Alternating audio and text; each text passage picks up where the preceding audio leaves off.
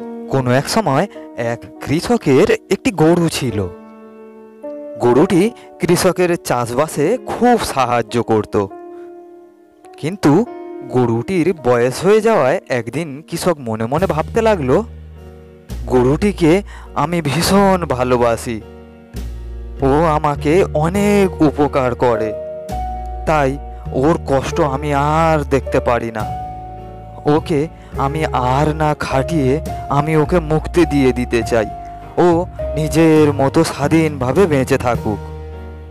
এমনই চিন্তাভাবনা করে কৃষক গরুটিকে নিয়ে একদিন জঙ্গলের পথে চলল।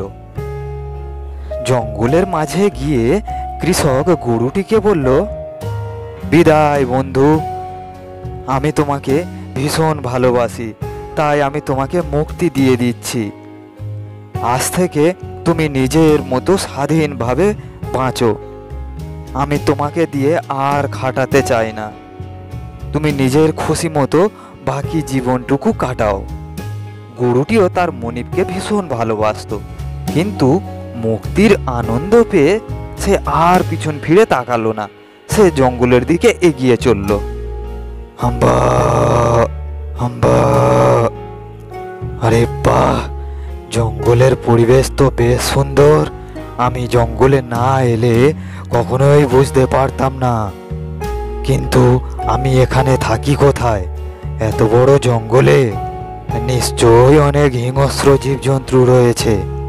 ওই তো সামনে একটা গুহা দেখা যাচ্ছে, আমি এখন থেকে ওখানেই থাকি। গরুটি সেই গুহাতেই থাকতে আরম্ভ করলো এবং গুহার সামনে জঙ্গলে যে অনেক ঘাস রয়েছে সেইগুলো খেত এবং গুহাতেই তার দিন কাটাতো। একদিন গরুটি যখন গুহার ভিতরে বিশ্রাম নিচ্ছিল, তখন সে শুনতে পেল বাইরে থেকে যেন কিছুর একটা আওয়াজ। তখন গরুটি দেখলো একটি শিয়াল সেদিকে আসছে।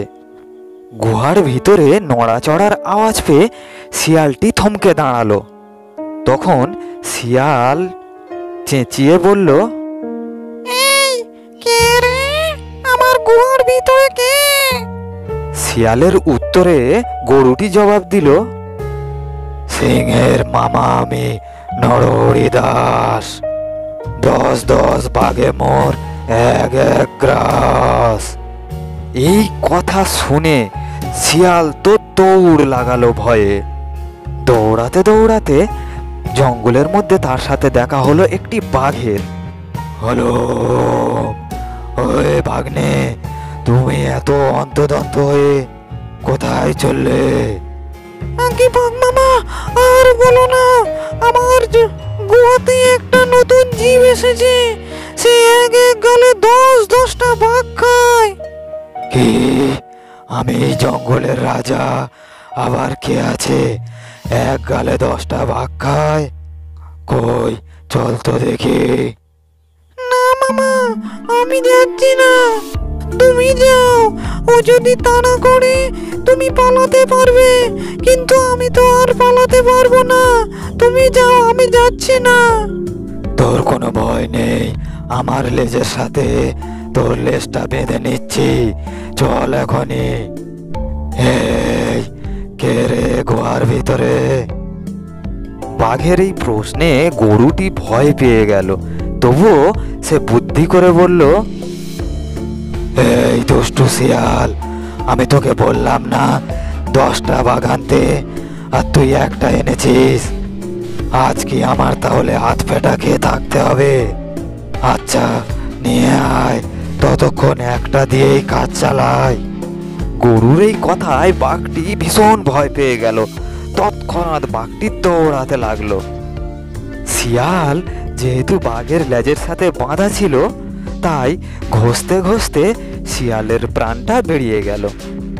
এদিকে গরু সেই গুহাতে সুখে আনন্দে দিন কাটাতে লাগলো।